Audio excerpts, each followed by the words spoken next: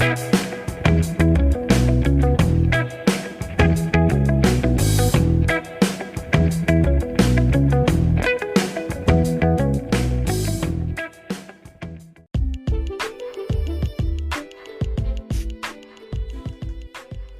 there and welcome to Strength for Tomorrow Radio. I am Stuart Thompson. Apparently I am your host. Thank you for listening. If you found this by accident, welcome. Make yourself at home. Last week I had the privilege of talking to Mr. Tom Morrison. I'm not used to chatting over Zoom, unlike 90% plus of the world these days for the last 2 years, but it was great. Unfortunately, we only had 40 minutes before the non-premium version of Zoom ended our conversation, but I felt like we're just getting started. It was really great to chat to Tom, get lots of great nuggets of information with regards to the hips and back pain, knee pain, how everything all fits together. You could talk to somebody like Tom for literally hours, so he's very generous with his time. I don't know how long he was prepared to talk for, but we could have talked even longer, but hopefully we can chat again sometime in the near future. Tom and Jenny, they've developed so many great mobility programs, and I bought one. It's called the Simplistic Mobility Method, and it's just fantastic. I feel great whenever I do it regularly. Whenever I neglect it, I don't feel so great. I get aches and pains, and I remember why I need to keep doing the program as part of life. I don't think genetically I'm the best athlete in the world, so whenever I start experiencing aches and pains, it's just a reminder that I'm not an athlete, and I'm never going to be, and I'm coming up to mid-30s now, so getting on, nearly midway through life. What's the lifespan? Like, say it's 70 years old, don't they? So yeah, it's a great program. I don't really promote too many of other people's services or products or things like that, but this is one I highly recommend. I don't make any money from it. It's just that I have experienced lots of benefit from it, and I know lots of other people have as well. So check it out on his website, and do check out that episode. If you haven't heard that episode, go on Spotify, go on Apple, go on YouTube, go on Facebook. Wherever you're listening to this, basically, it'll be the one previous. This week, we're going to talk about why training is the antidote to modern life. Why training is not just a luxury, it's not just recreation, it's not just leisure, or it's not just a hobby, but it is the antidote to the poison of modern life and its impact on our minds and bodies. So obviously there have been incredible advances in the quality of life overall, in medicines, in sanitation, in technology, in machinery, all these sorts of things, food production, etc. But there are a lot of drawbacks, and there's a lot of drawbacks which are impacting our bodies and our minds. We're going to talk about some of those things and how training can counteract those.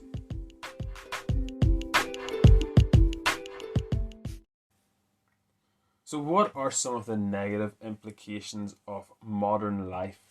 Well, first of all, things like testosterone have been reduced, so our hormones have been impacted. Testosterone is down among males and females, and estrogen is up. Other things like we're sitting more than ever, we're less active than ever, we've got all sorts of joint pain and mobility issues, isolation due to technology like screens, anxiety levels increased, our diets are worse than ever, heart disease, diabetes, osteoporosis, even some of the mental disorders such as Alzheimer's, things like that. Those are on the rise. Those are things that that haven't really improved, I guess, and if anything, they've gotten worse. Prefer to be corrected on that, but it sure seems that way, right? But we're gonna talk about hormones first of all. So, what are some of the consequences of having low testosterone? It plays a negative role in everything from libido to muscle mass, muscle strength, and it's even been linked to depression as well, and depressive symptoms in males especially, but also in females.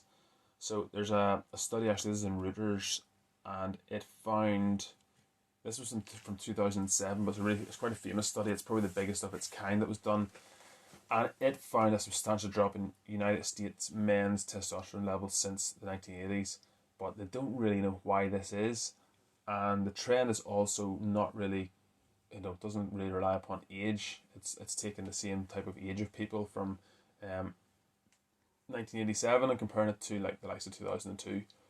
So, for example, the average levels of male hormone dropped by 1% per year. And that basically means, say you're 65 in 2002, you would have testosterone levels that were 15% lower than those of a 65-year-old in 1987. Isn't that crazy? Like, we like to think of ourselves as advancing and getting better and improving as a species, as a human race, but we ain't going to get that far on low testosterone, to be honest.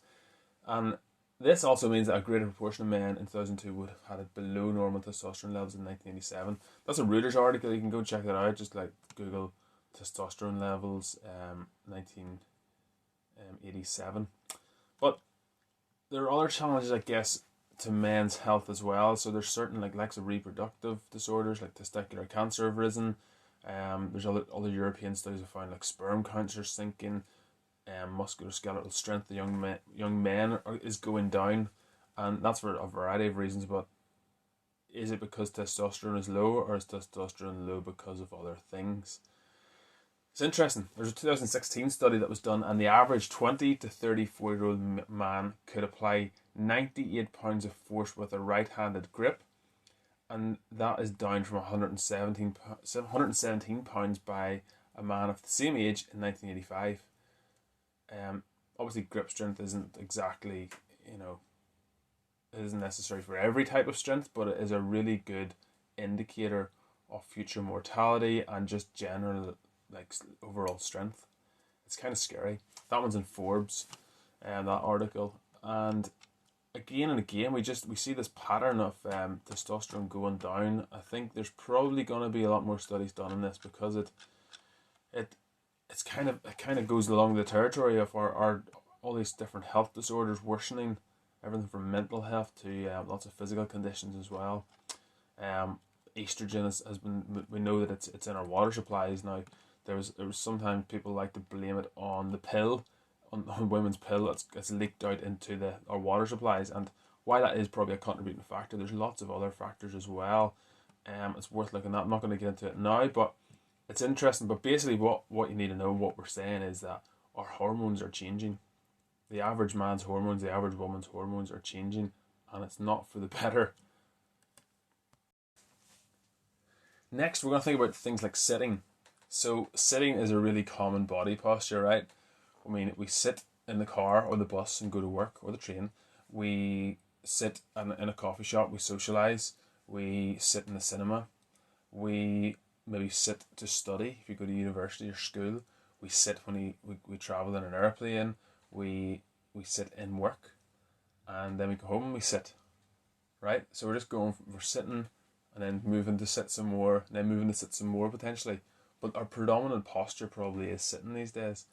And there's lots and lots of evidence is kind of growing. And this is an article in Harvard, the Harvard website, health.harvard.edu. It's called Pain, the Dangers of Sitting. What it's saying is that there's growing evidence basically saying that if we are spending too many hours sitting, and it is becoming hazardous to our health. So they talk about sitting being the new smoking, right? You've maybe heard that before. But why is that? We're not really 100% sure why it is so damaging, but habitual inactivity, so if we're not moving our bodies less, if we're just sitting there like vegetables, we are elevating our risk of obesity, diabetes, cardiovascular disease, deep vein thrombosis, and metabolic syndrome as well. And as I said, they don't really know why it is so harmful to us. One suggestion that's been put forward is that whenever we sit, we relax our biggest muscles, so like our hamstrings, our glutes, our quads. All of these muscles start relaxing, and whenever we relax, this means they don't use very much glucose from our blood, which raises our risk of type 2 diabetes. Type 2 diabetes is reversible, by the way, but sitting is contributing to it.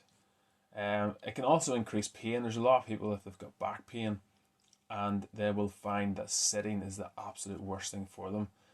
Now, standing desks have become more popular in recent years. I've got a standing desk podium, and I'm currently seated as I record this. But I try to do a little bit of both during the day, because I would certainly feel the impact of sitting, and I know a lot of clients do as well, I know a lot of other people do. But if your hip flexors tighten up, it means your hamstrings, get tight. Your lower back's going to start getting a little bit of a pull on it, and there's all sorts of things that are going to get sore. Now, just think about it. If you're sitting, your joints, right, your biggest joints, your most important joints, your ankles, start down there. What angle are they sitting at for like 7-8 hours a day? 90 degrees, right? Going up, what angle are your knees sitting at? More or less 90 degrees. Going up, what angle are your hips sitting at? 90 degrees. What angle are your shoulders at? If you're kind of typing or whatever, probably 90 degrees again. So there's a lot of 90 degrees. There's a lot of angles that are just static, and joints aren't being utilized to their full extent. And you don't need to be, you don't need to understand physics, or you don't need to understand anything about that to know that there is going to be consequences from that. So there's lots of evidence growing. People are suggesting things like, you could set reminders on your phone to try and get up and move, take phone calls standing up, stuff like that. But the fact is, we're all sitting a lot more than we used to. And just in general, we just don't move as much as we used to. People often say that, oh, they didn't have gyms years ago, and people were okay then. People got by. But that's true, they didn't have gyms back, our grandparents' era. Gyms are a recent invention. But the reason gyms are so useful now is because we don't work as much. We don't work our bodies as much. Now, you might think, oh, what's the need? Why would I want to be a bodybuilder? Why do I want to go to the gym? And a lot of people think that. That's not the only purpose of a gym, and it's certainly only one use of a gym. If that's what you want to do, go for it. But the fact is, our parents, grandparents, and great-grandparents, they did a lot more physical work than we do with our bodies. And even when we're really intentional about it, we're trying to get our steps up, it's still difficult, right? We're still fighting an uphill battle. If you think about it, we walk less than we ever have. Before we had cars, we walked an awful lot more. Even when we had horses to get around on, we still walked an awful lot more. Before we built towns and villages that we'd have to walk into town. A lot of people lived in the countryside. Not that many people lived in towns and cities. Yes, there was still quite a few people who did that, but again, they were walking everywhere. It was quicker to walk. It was the cheapest mode of transport, and people didn't have as much money then. They weren't as affluent, so they ended up walking. Or if you were a little bit more affluent, maybe had a bike. In our parents' and grandparents' generation, probably they cycled a lot more. People didn't live as close to the shops. They didn't live like in a town centre, so they had a cycle into town maybe a few times a week, maybe every day, maybe to go to work. Going up hills didn't matter. It wasn't recreational. It wasn't for fun. It was necessary just to get stuff done during the day. Something else that we do less of is carrying things. Carrying loaded carries. We don't carry our shopping anymore. We put it in the trolleys, we'll wheel it around the shop, and then put it back in the trolley after the checkout, wheel it into the car, wheel it over to the car, put it in the car. In previous generations, we would have carried bags for miles to and from the shop. We maybe loaded up our saddle of our bike, loaded it up, and put it in a basket and took it home. Back in the day, when almost everyone had some sort of a farm, you had a few farm animals, and it was considered a farm, right? It's not like now where if you've got a farm, you've got loads of land, loads of cattle, or loads of sheep or something.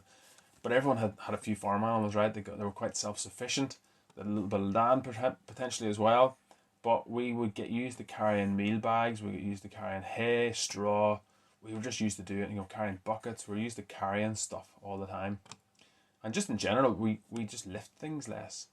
We don't lift like we used to. And I'm not talking weights. I'm just talking a bit like in the farm. We don't do those sort of things anymore. With all the advances in technology, with all the machines we've developed, they do pretty much everything for us.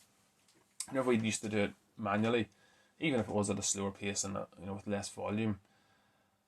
My father-in-law, he deals he would deal with like animal feed and things like that, and he tells me all the time about how they used to lift bags by hand. I remember whenever my mum, she started a garden centre like 30 odd years ago, and I remember the days whenever they would be like unloading a pallet, not with a forklift because they couldn't afford a forklift then, so they did it by hand. The driver gave you a hand, you did it, everyone chipped in, lifted bags, restacked the pallet on a different pallet. That was just the way it was done. That's not even that long ago, that's 30 years ago. But I'm talking like 50 years ago, I'm talking like 100 years ago. There have been so many of these advances in technology. Even you think about splitting wood, chopping your wood for the fire, the most basic thing, right? Probably one of the earliest forms of exercise mankind has known. We've got wood chippers now, right? Or wood splitters. We put them in a machine, downward pressure, and it splits the wood for you. We don't use an axe. We don't use a hatchet anymore. It's like an offensive weapon now. If you own a hatchet, people think you're a mass murderer, right? But yeah, simple illustrations. But the harder you think about it, I'm sure you can come up with lots more examples of ways that we are much less active now, and it's our modern society that has contributed to it. Another way that our society and I guess modern living has made us a little bit soft and has been to the detriment of humanity, of mankind, is heating. So this might sound a bit silly, but let me explain it before you laugh at me. We're so used to having central heating, right? We're so used to walking into our warm homes. We're used to having the heating on whenever we get up in the morning. I'm assuming here like we're in Ireland or the Northern Hemisphere in Northern Europe. Okay, when I'm saying this, some countries obviously heating and stuff is a bit different, but my point is that we are less able to regulate our temperature than our fathers, grandfathers, and grandparents would have been, and that is a problem. Now, there's a current kind of craze. I guess it's sprung up over the last couple of years. I guess with like the last 2 years especially, but cold water therapy, right? Everybody's doing cold water therapy. Everybody's into it, everybody's reading about the benefits of it, everybody's experiencing the benefits of it, which is great, I think. I used to do a bit more whenever I lived in Warrenpoint. I used to get in the sea quite a lot. At least probably once a week, kind of try and do it pretty regularly, especially at the coldest times. There was just something like better about it whenever it was really cold air. But what I'm saying is that our immune systems, I think, are suffering from not being able to regulate our temperature as much and not being exposed to the extremes in temperature that we used to previously. With our machinery, with our insulated houses and our nicely efficient heated houses, we are in comfortable, moderate temperatures and climates in work, at home, in the car. There's no such thing as having to wait for things to heat up or things to cool down, right? It's pretty much instant, okay? We don't have to wait around very long for it to happen. It happens pretty quickly. But there's a massive link between exposure to cold and an immune response in the body. There's actually, I'm going to read this this is Ross Edgley's book. It's called The World's Fittest Book. It's published a few years back. But he's saying here, basically ice therapy or cold water therapy, whatever one you want to choose, is basically free medicine. Research published in the European Journal of Applied Physiology and Occupational Physiology wanted to test if our immune systems could be improved by a non-infectious stimulus. The stimulus used in the study was plunging people into cold water, 14 degrees Celsius for 6 minutes. What they found is that cold signaled to the body to go into a fight or flight mode, which in turn triggered an immune response. After 6 weeks of cold plunges 3 times a week, they recorded a small but significant increase in the proportions of lymphocytes. Lymphocytes are the body's cells that fight infection, so having more of these guys when you're feeling a little under the weather is a welcome physiological adaptation of Jack Frost and the cold. Get cold and get healthy. Now, we would always grow up believing, oh, you don't want to catch your death, you want to put on a coat, you want to do this and that, right? That's kind of bred into us, isn't it? It's like folklore nearly now. But controlled bouts of cold, there seems to be something to it with regards to our immune systems, and it shouldn't be overlooked. I think our parents and our grandparents probably got more doses of that when they were younger, and they would have experienced episodes of that more regularly. Houses were just simply colder. We were used to being cold more often. They would get harsher winters as well. You hear about all the snowfalls that they always talk about, and even the extremes of heat that we get in the summertime. But it's just another interesting aspect of life that has changed without us really knowing about it or paying attention. So what about technology? Phones are often blamed for all sorts of things, right? They get blamed for everything from, communication issues to just changing our neck posture, changing our thumbs. There's all sorts of things that the phones are blamed upon, but it's kind of, you can't get away from the fact you can do everything on your phone now, can't you? I mean, whenever you used to have to go down to the bank and do a lodgement, you can do it on your phone now. You can make transactions, you can check your balance, do all that. You can check the weather. You don't have to wait for Michael Fish to come on the TV and tell you what the weather forecast is going to be that next day or next week. You can communicate in about a dozen different ways, with or without your consent, whether it be Twitter, Facebook, WhatsApp, TikTok, LinkedIn, SMS, text messages, Signal. There's so many different apps and so many ways to communicate now that it's kind of hard to keep up with, right? But you don't have to phone your friends and spend an hour on the phone with each one of them. You can instantly kind of get a snapshot into people's lives and keep up with them. On social media, you can, what else can you do? You can record podcasts like I'm just doing here now on your phone. You can, there's just everything. You can see your calendar. You can, you can use a camera. You can look at the maps, Google Maps. Your whole phone book's in there, your diary's in there, there's notes in there. It's kind of crazy, isn't it? I would like to just flick through my phone and just give you even more stuff you can do. Calculator, that's another one. You can go shopping on it, of course. You can design things. You can... It's just insane, isn't it? Look at all the news, obviously. Whereas before you would be on the newspaper, right? But it's kind of insane, all the stuff you can do on it. But what are the consequences of that? So, not just phones, but also computers as well. But there's the amount of time spent on social media. It kind of also affects mental health. There's a national analysis led by scientists by the University of Pittsburgh School of Medicine in Pennsylvania suggests that more time that adults aged 19 to 30 who spend on using social media, the more likely they are to be socially isolated. So even though our parents and grandparents and great-grandparents were probably physically isolated, they lived in the country or they lived a little bit further away, they had to travel to get to their friend's house or whatever, because people were more spread out, they weren't kind of squeezed together, and there was also less populations, there was less people to actually communicate with. But it's funny how now we are more isolated than ever, despite all these means of communication, despite all these messaging apps and instant access to talking to somebody. It's funny how the more time we spend on social media, the more likely we are to be socially isolated. There's a big correlation there. Also, anxiety. The technological and social media advances of the past decade have bred the constant checker. So we've got actually a news story in this a little bit later on, but a constant checker is someone who basically constantly, pretty much obsessively checks their emails, texts, social media accounts, and it's synonymous with about 43%, they reckon, of United States citizens. Isn't that crazy? 43%. And I'm sure some of you listening can identify with that. It's just hard not to, isn't it? I always have my phone on silent, which is probably a mistake, because whenever there's an update, I don't hear it, so I have to kind of like go and look at it.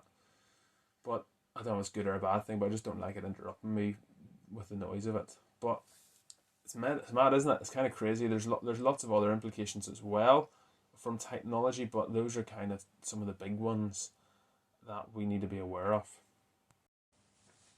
What about our diet? So lots of people, there's a big scare. This is basically what happened. This is a really, really, really brief synopsis of what has happened in the last 100 odd years.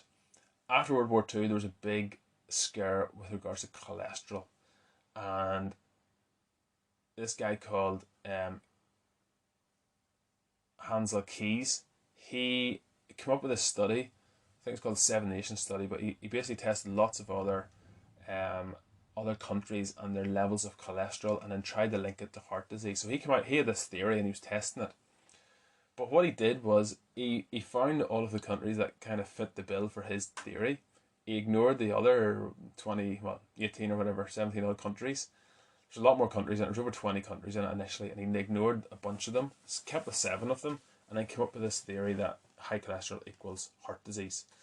And that study has been the underpinning of a lot of other studies ever since that. So there was a massive scare. You might remember, ever since then, that's like from the 1950s, so 60s onwards, they tried to do away with things like butter, so they started inventing things like margarine.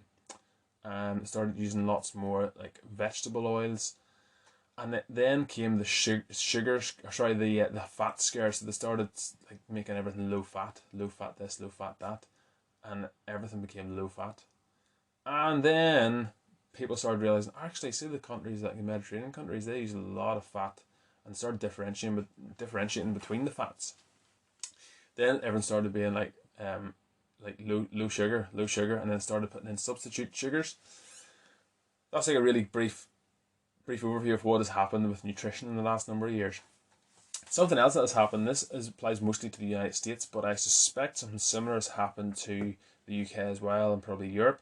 But they developed a pyramid of nutrition in the United States. Now, this is for the general population, and the doctors, etc., would publicize this. All the government bodies would publicize this, and they did this for years.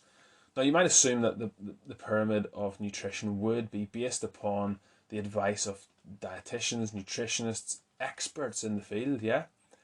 What actually happened was that lots of the big cereal manufacturers pushed it. They got behind it, they promoted it, they funded a lot of it, and the government basically got into bed with those guys, and they came up with the food pyramid. You can check that out for yourself. Don't just take my word for it and then tell other people. Check it out, make sure I'm correct. If I've got any of those details wrong, let me know so I can correct it, but that's basically what happened.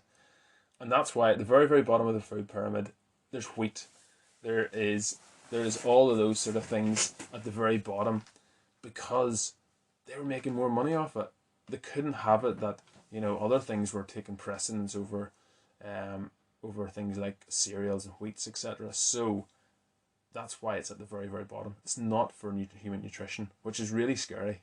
But there's lots of other scary things out there, but look into that. It's kind of crazy. But our diet has certainly contributed to a lot of our diseases. Our sitting and inactivity has contributed to a lot of our aches and pains and joint issues and all sorts. Sarcopenia, muscle wastage, osteopenia, osteoporosis, and then heart disease, diabetes. There's so many illnesses and diseases, various cancers as well, and it's largely down to our diet. And even those of us who if you really want to work on your diet and to eat better and to eat more healthily, it's really confusing to know what to do, right? I mean, even if you were, say you wanted to get something like, say, wheat, for example, the type of wheat that they use now in most of our products, most of the things that we buy, it's not the same as our grandparents and our great-grandparents ate. It's not the same that they consumed. It's been genetically modified, it's been bred in certain ways, and it's just not as nutritious as it used to be.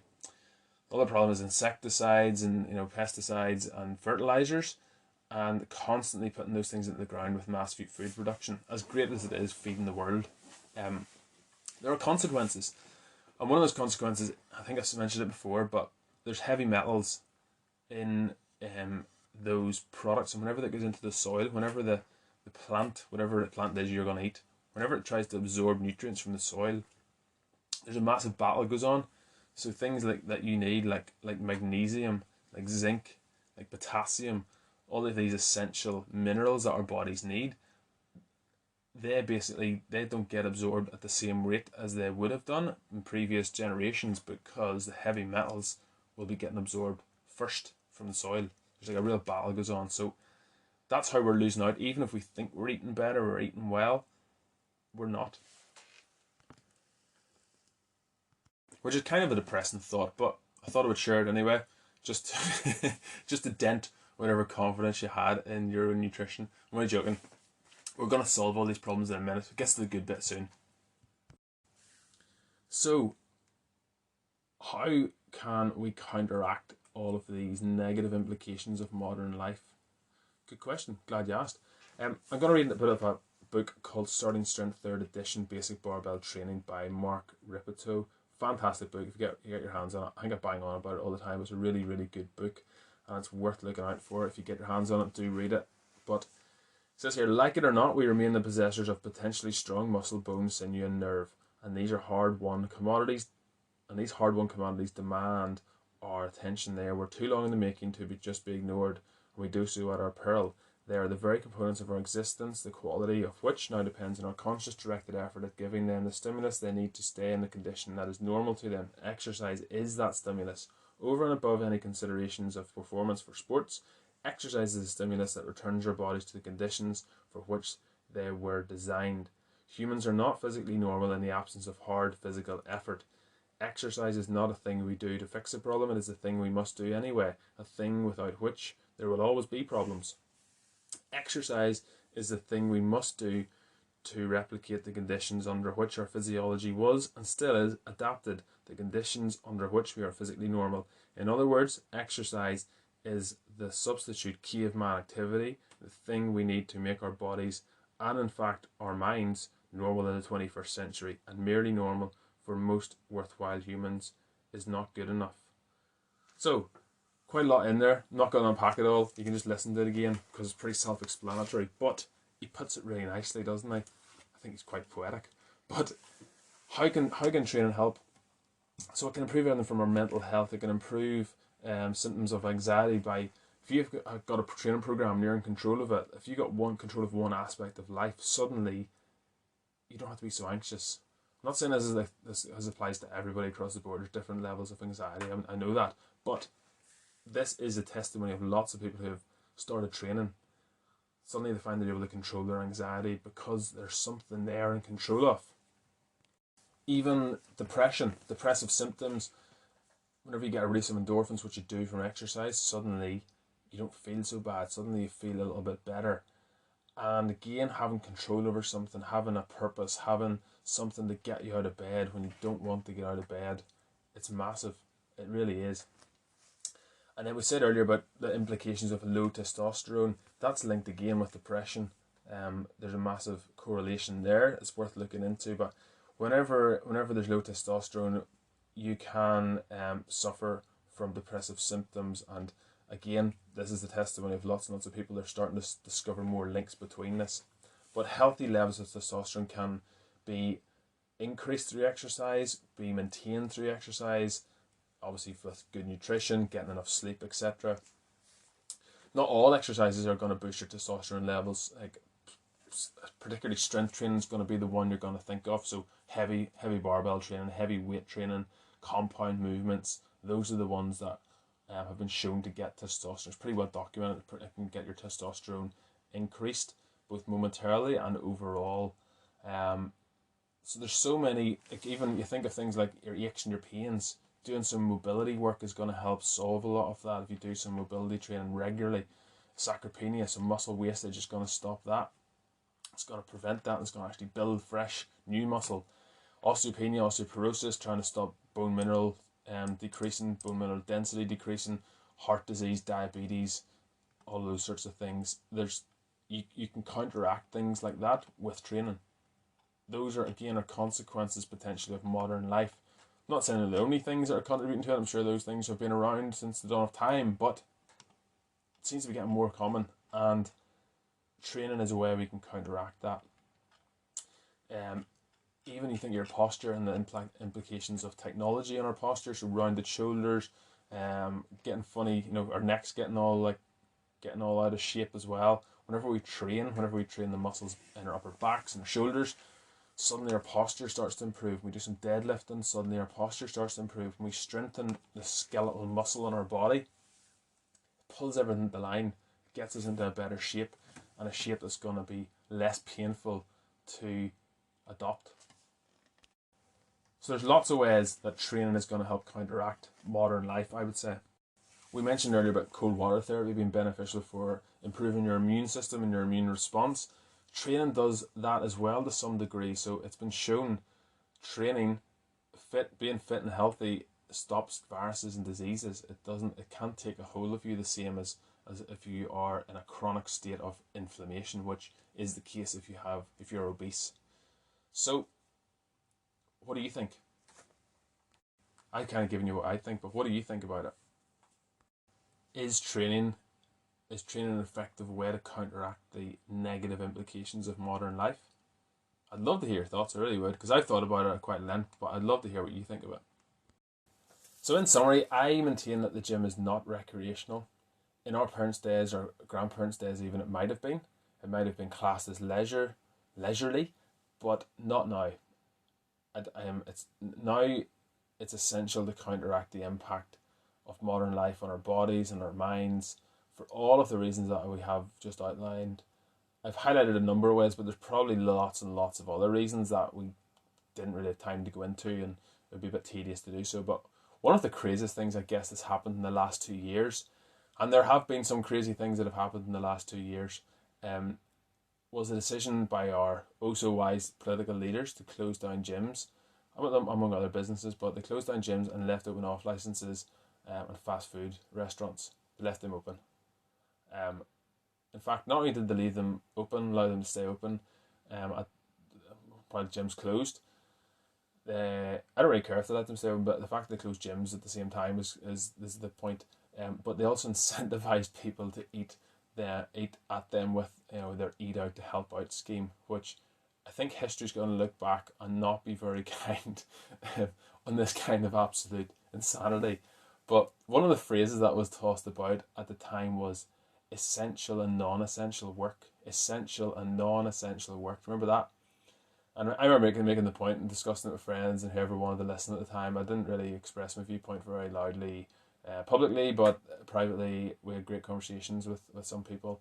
If someone didn't want to talk about it, I didn't want to talk about it either. But I made the point at the time that every job in every industry is essential, otherwise they wouldn't exist. The market would have judged them and they'd be killed by now.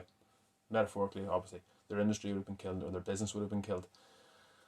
But, you can't say the same for politicians because, much like the mafia, they have the monopoly on violence and that helps them stay in business.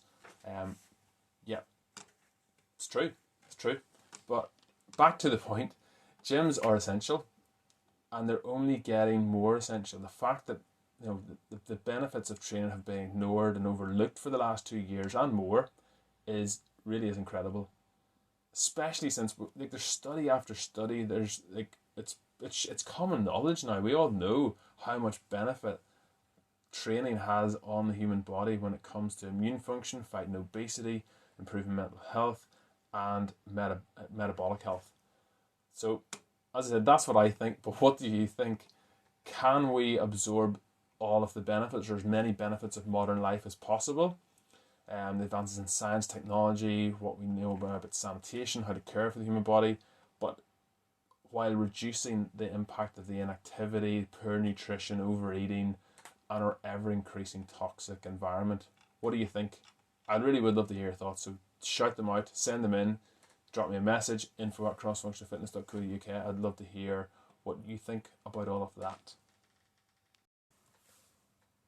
News of the week time, and we've got a bit of a roundup, kind of stretching back from 2 weeks ago, but I didn't want to stick it into Tom Morrison's episode because it was just so good and you can't improve upon perfection, right? So didn't want to stick it into that one. So we will cover a couple of extra stories this week. GPs to prescribe walking and cycling to improve health. BBC News is from 22nd of August. So it's just over a week ago. It's not too long ago. 3 Yorkshire cities are among 11 places where doctors are to start prescribing walking and cycling to boost mental and physical health.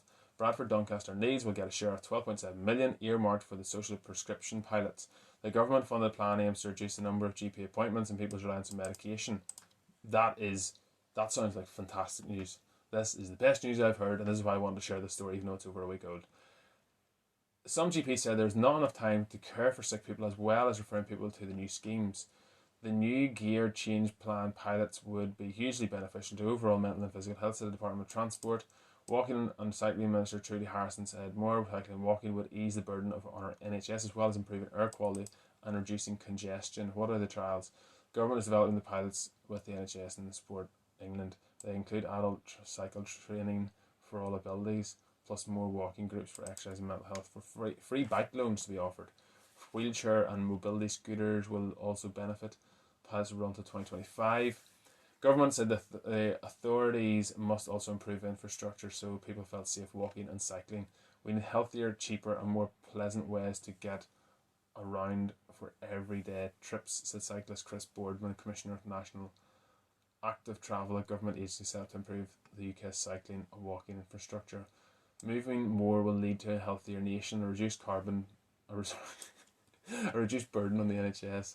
So used to saying that ingrained everywhere in propaganda that I just spat it out. A reduced burden on the NHS, less cancer, less heart disease and diabetes, and huge cost savings. Amen. Amen. In 2020, Public Health England research found being overweight or obese means greater risk of serious illness or death from COVID-19, and ministers estimate 2/3 of UK adults were overweight. But again, let's have Eat Out to help out, right? Like, I would have loads of faith in this scheme. Only I know the government's involved in it. Only I know the state is doing it, so it's not gonna be as successful as we would hope. So he says here, should GPs refer people to these schemes, or should they look after sick people? Asked Doncaster GP Dr. Dean Eggett. I think that's how you pronounce it, Dr. Dean Eggett. We don't have the capacity for both. Should GPs refer people to these schemes, or should they look after the sick people? Well, why not? Why not? What do you mean you don't have the capacity for both? Just say, look, mate, go and do a bit of cycling. Here's a few tablets if they need them. But I guarantee you that for most people have to go to the GP for all, like they're saying there about cancer, liver and respiratory disease, and some type 2 diabetes. There's lots, like we know type 2 diabetes can be reversed with activity, with reducing sugar intake, with eating not like a child, eating like an adult. We know these things. So I think he's having a bit of a whinge here, Dr. Dean Eggett. Dr. Dean, if you're listening, which I'm 100% sure you're not, why not just do both? Why not just say, look, you get on your bike, quite literally get on your bike, you go for a walk. I think it's brilliant, but I would also question if you're going to spend 7 million pounds on it. I mean, what is that going for social prescription pilots? I would love to know. It sounds like a tremendous waste of 12.7 million. I just can't imagine that being efficiently used. I just can't. And I'm almost certain it won't be. But if you're going to spend money and you're going to advise things, why not tell people to do strength training? Because it kills two birds with one stone. Why not get people gym memberships to get them some training, right? Get them into CrossFit, get them into some weight training, gyms, cycling. I mean, you can have accidents on the bike. I would say biking's a bit more dangerous, and I'm probably going to get loads of complaints from cyclists now for any who are listening. But I think it's great. Yeah, get people moving, but stop having a whinge about it, GPs. I think you just need to get on with it and get people moving, encourage people to move more, walk more, run more, all of that. What do you think? Our second news story is linked heavily to our main topic this week, actually, and it's from the 24th of August on neurosciencenews.com. The title of it is News Addiction Linked to Not Only Poor Mental Well-Being but Physical Health Too. People with an obsessive urge to constantly check the news are more likely to suffer from stress, anxiety, as well as physical ill health, finds a new study published in the peer-reviewed journal Health Communication. During the last 2 years, we've lived through a series of worrying global events, from the COVID-19 pandemic to Russia invading Ukraine, large-scale protests, mass shootings, and devastating wildfires. For many people, reading bad news can make us feel temporarily powerless and distressed. For others, being exposed to a 24-hour news cycle of continually involving events can have serious impacts on mental and physical well-being, as these new findings out today should show. With those who have high levels of news addiction reported significantly greater physical ill-being. That's crazy, isn't it? Not surprising in one sense, but it's kind of crazy that it's quantified in a study now. So it goes on to say, witnessing these events unfold in the news can bring about a constant state of high alert, and some people kick in their surveillance motives into overdrive and making the world seem like a dark and dangerous place, said Brian McLaughlin, Associate Professor of Advertising at the College of Media and Communication of Texas Tech University. For these individuals, a vicious cycle can develop in which, rather than tuning out, they become drawn further in, obsessing over the news and checking up for updates around the clock to alleviate their emotional distress. But it doesn't help, and the more they check the news, the more it begins to interfere with other aspects of their lives. Can anybody listen and associate with that? I can definitely associate a little bit of that. I from time to time I get into like a bit of a habit of checking, not even just the news, but sometimes you can't avoid it, right? It just pops up on your phone. Like Google says, read this, and you go, okay, right? I don't know if Apple does the same, but it's hard to ignore. Sometimes they give me completely useless news stories, and then I just ignore those or swipe it away.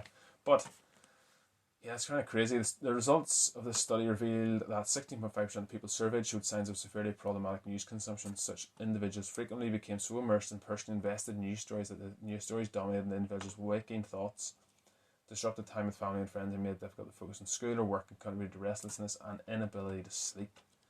Whoa, that's crazy. So, what's the lesson there? Do we just get rid of our smartphones and get dumb phones again, or? It's kind of scary though, right? Interesting one. You don't need to listen to the news. Listen to this here. I'll give you an overview of the news, and I'll make it a bit more lighthearted. That do? Deal? This next story is from CNBC.com and its title is Struggling with Long COVID. Experts say diet and nutrition could help. Here's what you need to know. And this was published on this week, Monday the 29th of August. Fatigue, brain fog, heart palpitations and breathing difficulties. These are some of the common symptoms of long COVID that can affect people in the long term after recovery from infection, according to the CDC. There's still much left to learn about long COVID. While eating the right foods is not a cure for long COVID, diet and nutrition could play a key role in helping those suffering from it, the cope, experts tell CNBC. According to Dr. Greg Vanichakorn, Director of Mayo Clinic COVID Activity Rehabilitation Program, symptoms are only half of the picture. The other half is how these symptoms affect a person's ability to live their lives. Fortunately, the symptoms of long-haul COVID can be quite limiting. Long-haul COVID sounds like some sort of new flight Ryanair's offering for a huge discount, doesn't it? It's just a bad movie that we still don't have the ending for, said Dr. Joan Salja Blake, Boston University's clinical professor of nutrition. Long COVID is essentially post-infection conditions that could linger for weeks, months, or years long after a person tests negative for COVID-19. It can also be referred to as a post-COVID conditions or chronic COVID. Experts who spoke to CNBC make it said there's still a lot to learn about long COVID, but nutrition plays a vital role, as it does for everybody, right? We keep going on about it, but nutrition really is the bedrock of our health. Heart disease, certain cancers, stroke, type 2 diabetes, you can fight all of those diseases with a knife and a fork, said Blake. I love that. You can fight it with a knife and fork. Sounds violent. That is empowering because you have control of what's on your plate and what you eat. True. So they're listing here things like Mediterranean diet. They said, balanced diet, so fruit and vegetables, nuts, they're saying whole grains. It's not exactly the Mediterranean diet though. Fish is in there. There's quite a bit of protein, meat. It's important that you eat that as well. They're making that point. Poor protein intake, Blake added, can contribute to fatigue, and that's the one thing you don't want because COVID is going to give you fatigue. It sure isn't going to help if you don't have enough protein in your diet. Absolutely. We're always on about that. Beware of vitamin deficiencies. Stay hydrated. Stay away from inflammatory foods. So sugary drinks, it's saying here, dessert can worsen inflammation. It said red meat. Again, you'll notice in every news article they put red meat and processed foods together, which are not the same thing. You can get a lovely grass-fed steak, and that's not the same as ultra-processed foods you get in the deli counter. It's just not. Okay, it's never going to be. It doesn't matter how many times you put them together. It's not going to be the same. So yeah, interesting, but it's kind of stuff we basically know, right? Fruit and veg for your vitamins. Lots of protein, fish, meat, steak, chicken, all of that. Drink plenty of water. Try and get sleep. Avoid highly processed and sugary drinks and foods. But interesting, I don't actually think I know anybody who says they have long COVID. I had what was called post-viral fatigue syndrome, or ME as it's more commonly known. It's maybe a branch of it, but I had that when I was like 10 or 11 years old. So I kind of know how that exhaustion and fatigue feeling feels long term. So I kind of get it, kind of sympathy towards that, but at the same time, I think eating well is definitely going to help with it. It's not going to make it worse, put it that way. What about you? Are you listening? Do you have long COVID? Have you experienced it? Do you know anyone who has? And do you find nutrition helps? I'd love to hear your thoughts. Right, this story's kind of funny. Elon Musk, everybody kind of knows him by now. He's like a household name. This is in the Independent from 2 days ago. Elon Musk promotes controversial intermittent fasting diet, saying it's helped him lose 20 pounds. On advice of a good friend, I've been fasting periodically and I feel healthier, he wrote on Twitter. Elon Musk has said he lost 20 pounds in the controversial intermittent fasting diet. I didn't know the intermittent fasting was controversial. Maybe it is if you work for the Independent, but I don't know what's controversial about it. It's a personal choice. The 51-year-old business magnate highlighted his daily diet and how much healthier he's felt through fasting via Twitter on Sunday. On advice of a good friend, I've been fasting periodically and feel healthier. He wrote, the Zero Fasting app was quite good. He added reference to an app that's focused on intermittent fasting as a way to lose weight and better one's metabolic health. The app also helps manage personalized insights and goal-based fasting plans. When asked how much weight he's lost, Musk said 20 pounds down from my unhealthy peak weight.